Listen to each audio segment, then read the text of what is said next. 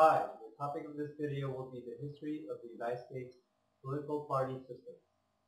Special guests will help speak on the 6 periods of the two-party system, alignment and realignment. To start the process, the distinguished John Adams will comment on the first party system, which was from 1790s to 18... Thanks, Joseph. Hamilton created the very first political party in the United States, called the Federalist Party. I was part of this party and we believed in a strong federal government.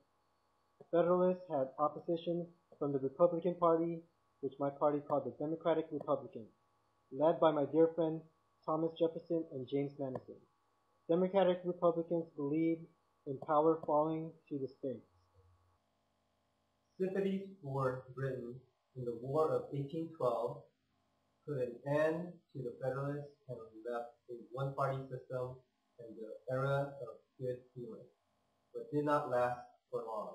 Next, the second party system lasted from 1820 to 1865.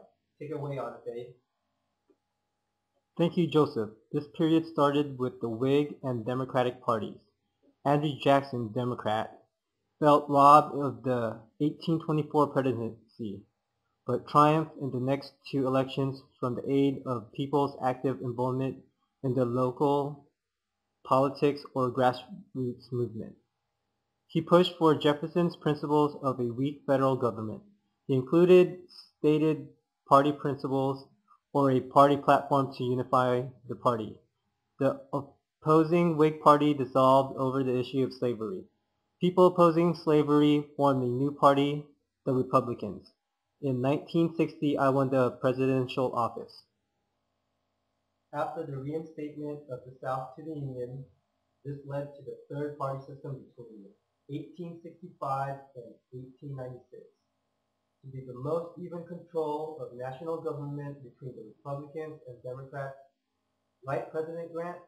Yes, even with the Democrat support of the Confederacy, they were able to gain control of the presidency, Senate, and House at about on average half the years from 1876 to 1896.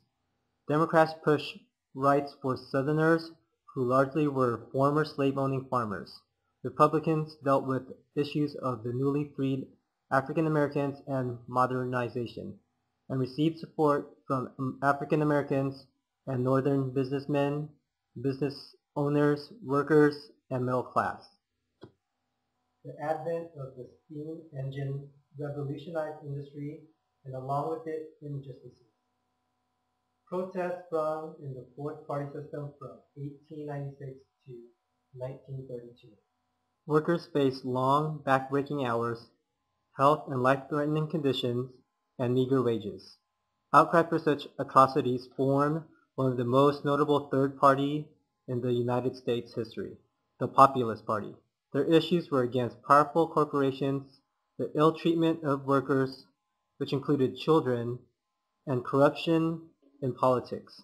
They teamed up with Democrats to defeat the Republicans, but failed at the same time led to their party's demise. The Republicans were pro-business and dominated the presidency until the greatest hardship of the economy has endured changed all that.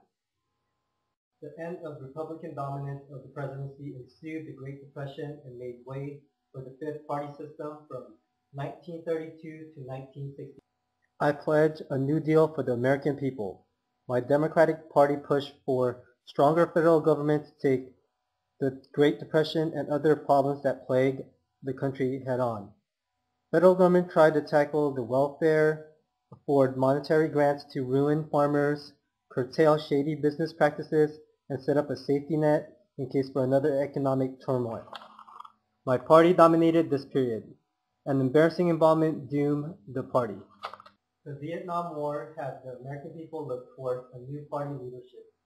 This set stage the six-party system from 1968 to the...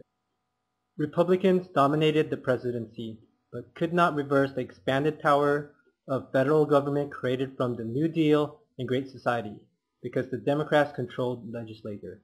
The economic crisis of 2007 through 2009 sparked a loss of trust in the Republican Party in which it occurred under its presidency. History has shown an exchange of party control of federal government after substantial economic downfall. Has the United States just undergone a realignment and in the start of the seventh party system? It will be left to time and scholars to say so.